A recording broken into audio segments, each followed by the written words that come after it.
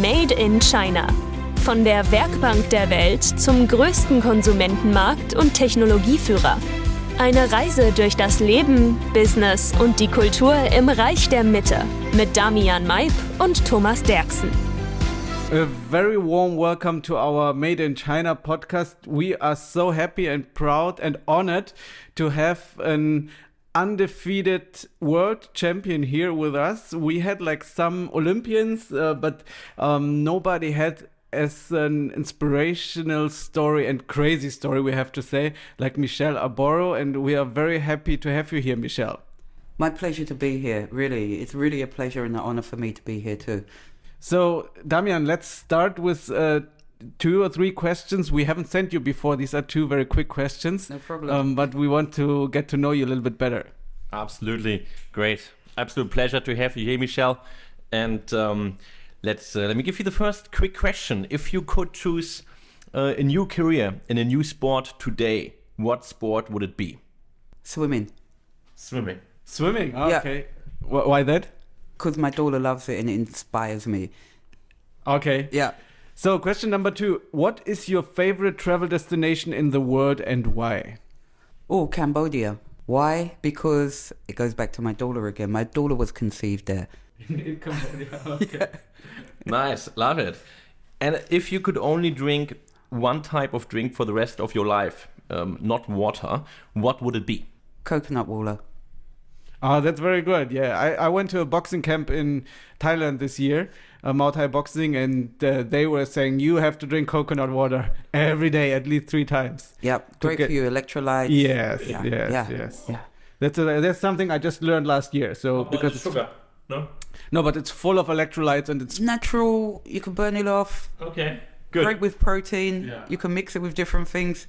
yeah. I tell you, if you do Thai boxing for 3 hours a day, you're not worried about the sugar intake. You will burn all these calories. Yeah, Okay. that's definitely.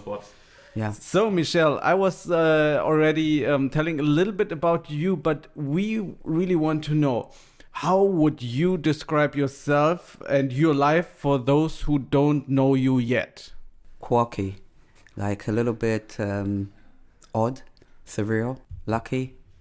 So can you tell us a little bit more like as a CV? So what are the couple of things you achieved and you did in your career that brought you here to Shanghai?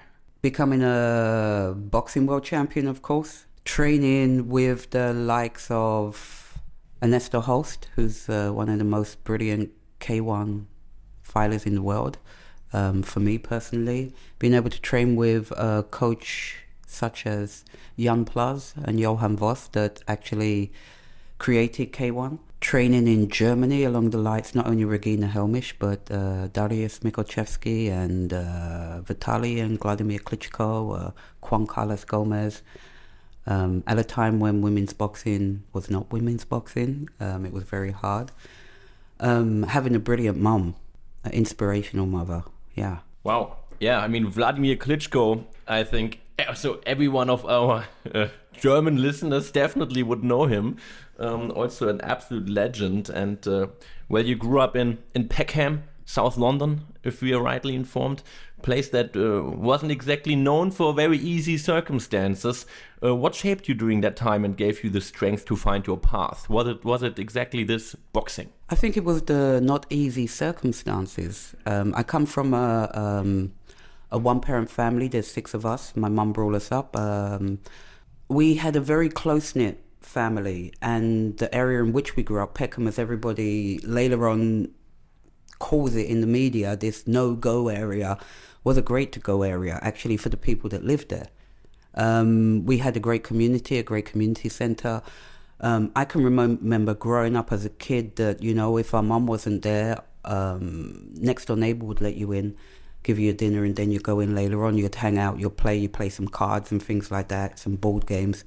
So for me, it was only later on that problems started to arise in Peckham and basically inner London as a whole. But as a young kid, you know, up to the age of like 10, 11, no, we had a great childhood. Summers at the beaches, you know, there was a big park across the road called Burgess Park, where we just played. There was actually a soda pop factory that would leave the soda pops outside that they couldn't sell, so the kids could pick them up and drink them. So what I remember was a very nice childhood. Absolutely. And now before you started then boxing, what challenges there did you face? It sounds like a very good childhood indeed. And if you had any challenges, right? And how did you overcome them before you then eventually were stepping into the ring? When was the first time you discovered boxing for you? Well, the first time I discovered boxing, I walked into a gym, I was 9. Realized that as a woman you cannot box, because that's what the coach told me. But at that age, when I first walked into the Limb Boxing Club in Peckham, I remember walking in and just this energy that was in the place, and thinking that, wow, look at these people, they're like Matrix, they're moving like the Matrix, like not being hit, being able to get away from all these punches. And for me, it was this beautiful choreographed dance. I didn't see it as like people punching each other. I don't know why I had this totally different outlook on boxing. And from that moment, it kind of stuck in my head. But it wasn't something that I could go ahead and do. It was only years later I started kickboxing.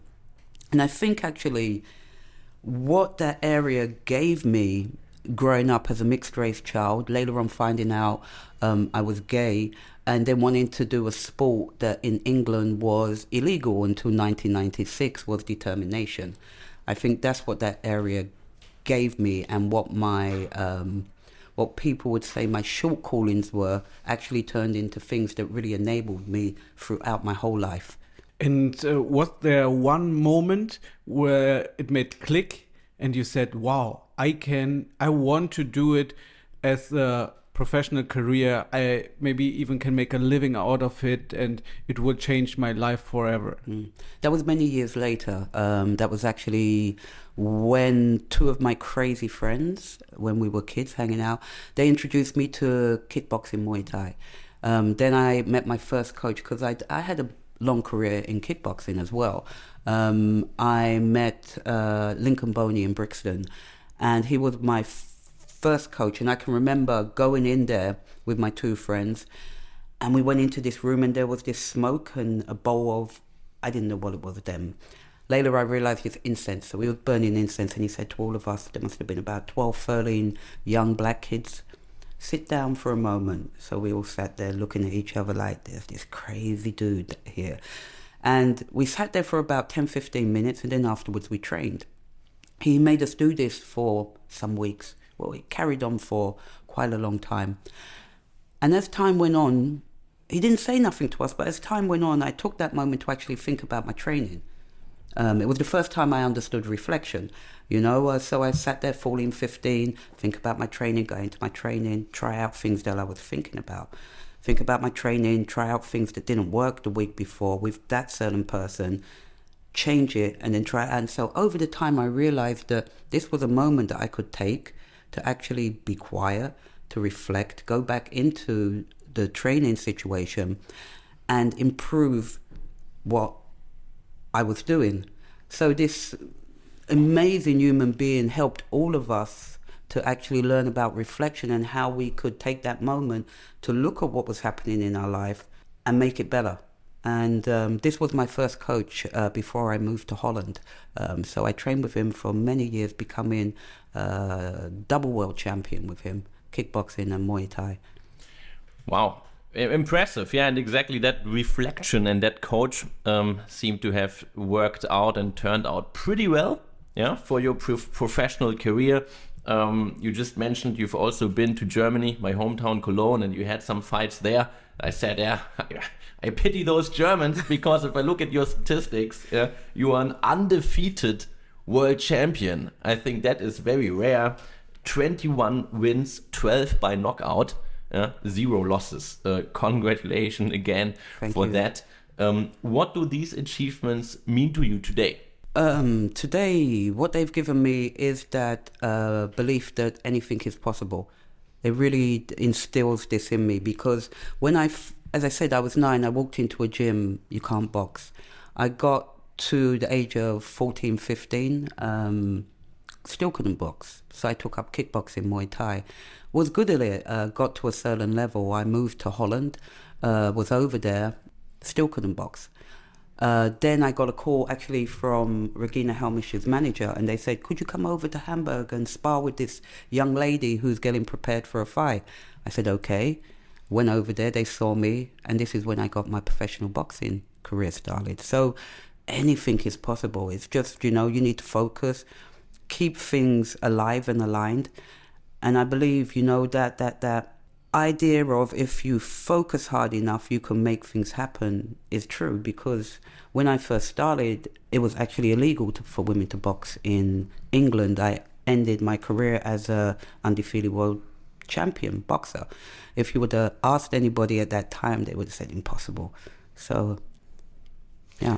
Yeah, it's unbelievable. I mean, you started with the worst conditions you could ever imagine, right? Like, it's illegal to fight and you still did it. So is there anything that after your active career, you took from your boxing career to transfer to your business, because you started doing business? And what are the lessons you learned? For example, even if it's illegal, do it first and then the laws might change. I think that's a China thing, huh? Focus, discipline, repetition. Repetition is king. If you keep doing something long enough and good enough, things start to happen. Put people around you that can project you to the place you want to be. So projection, vicinity is king. You put the right people around you, they're able to connect you to the right people who connect you to the right people. So that is something you need to keep in mind. And without realizing it throughout my boxing career or kickboxing career, that's what I was doing, because I got to become a world champion boxer. So it wasn't just fluke. I was going to the right places, hanging out with the right trainers, being surrounded by the right people that could motivate me and project me into the right situations and getting there. And I think with business, it's very similar. Yeah, before we dive in a little bit more into your business, your studios here in Shanghai, and how this is developing, who connected you to the music industry? Because we've seen, hey, there was also something you've done, and you work with artists like the White Stripes and Amy Winehouse, right? So all are very famous musicians. How did that shift or that gig came about, and what did you take away from that experience? So I've always loved music. It's like sport and art. I think these are the three main things in a human being's life that they should have. Music, sport, art. So when I retired from boxing, which was a retirement that was brought about because of a conflict with my manager and promoter, and a court case arose from this. So it was a long court case that took 7 years to end. Life filled with many ups and downs. I decided to go back to school because I thought to myself, all I've ever done was compete as an athlete. And I decided to go back to school as a sound engineer. To help me in boxing, I would work on the door of nightclubs, concert halls, these kind of things. So I worked on the door of a great concert hall in Paradiso in Amsterdam, which has some of the most amazing bands, Prince, Rolling Stones. It's a small 15-seater venue, but it has some of the most amazing people come through, like White Stripes, Amy Winehouse. So I went back to school, learned sound engineering, started working first of all as a stagehand and then as a sound engineer in Paradiso. And the same thing, Joan came through, Anthony came through, and I toured with these two bands. With Joan, I toured with her for about 7 years, with Anthony on and off. And really what I learned from being a sound engineer is how to serve other people. Because most of my career I was served. I had people looking after me. They made sure my food was there. I trained. I got my training program. All of these things were done for me, even down to my laundry. I didn't really do any of these things. And then I needed to make sure the band was there on time, that the stuff was ready, the playlist was in front of the monitors. I done tour management too. The next gig was set up and everything was done. If we're doing a European tour, an American tour, all these things were pre-booked in advance. So I really learned how to serve different individuals, and that was an amazing lesson I learned from sound engineering. Yeah. When we look at your life, it seems to me that it wasn't you that chose boxing, but it was boxing that chose you, right? Because now, after that, you came back to boxing and you founded the Aboro Academy and you came to Shanghai. Can you tell us a little bit about the vision of this academy and what brought you to China? Yeah. I first came to China when I had a break on a tour. My now wife, Muska, was over here writing a book about Chinese women and how they are seen traditionally seen in China. So I came over to visit. I didn't have a clue where China was, and I didn't have a clue what China was about. So I arrived here, Pudong, Magnet, and I was like, wow, there's nothing like this in the world. Came into Jing'an, saw the temple, was like, wow. And then saw this city that rolled out in front of you, and as you realize when you look back at Europe, it looks very twee to come into Shanghai. So I was totally blown away. While I was here, I did want to train, so I was looking for somewhere to train, couldn't find anywhere to train. So that's when the thoughts started coming around, what if we put some kind of boxing training thing over here? Went back to Holland, was in Holland for around about a year, talked with Muska, and then we headed back to Shanghai. And this is when we really started to think that it was a possibility that we could open a gym here. That was 2012. But 6 months after arriving here, I ended up finding out I had breast cancer. So that was like a bit of a knockdown. But we decided after talking that we would stay here and that we would still navigate and see how we could open up Aboro in Shanghai. 2 years later, we managed to get everything together that we needed to open up Aboro. I need to say a big thank you to Anken Air, the property providers, because they were the first people that believed in our crazy mission, that believed that we could bring boxing to Shanghai, where there was no boxing really then, and it would succeed. So we opened in 2014. Been open 10 years, and yeah, I'm still in awe of it all. Not only boxing is a very competitive sport, but fitness and in Shanghai is also very competitive, I believe, right? And now with the Aboro Academy, you're very successful.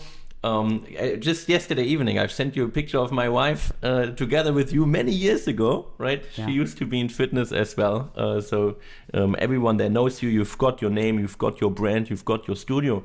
And of course, one would like to be financially successful without neglecting the mission. How easy, or not how easy is that, but how do you manage that? And what's your vision for Aboro now, adding another club and another club maybe in the future? So I don't think our mission has ever changed. Our mission is to bring boxing is a way for us. It's life, and it doesn't matter on what level you bring that message over. It can be commercial, it can be professional, it can be for children, it can be for women, for men, for anybody.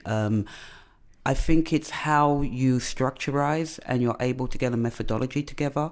And I think that is one of the things that we have done, because I don't think there's many boxing gyms in the world that have any form of methodology or structure. They have classes, and you go along to them classes, and if you're good enough, you learn. If you're not, you leave. Or you do it for a kind of fitness. And, we've tried to bring into Aboro Academy the idea that we have these different levels. We have progression, the same for children too. We have, in October, we launched a program called Box Hell. That program is bringing breath work with boxing and fitness. It's really boxing for fitness, not fitness boxing.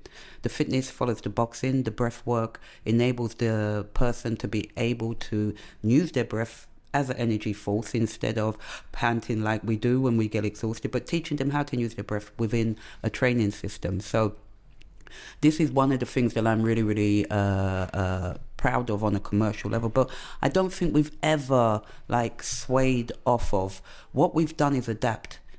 And I think boxing is adaptation as a whole. I think you go into the ring, you adapt to your opponent. Your opponent's not going to adapt to you.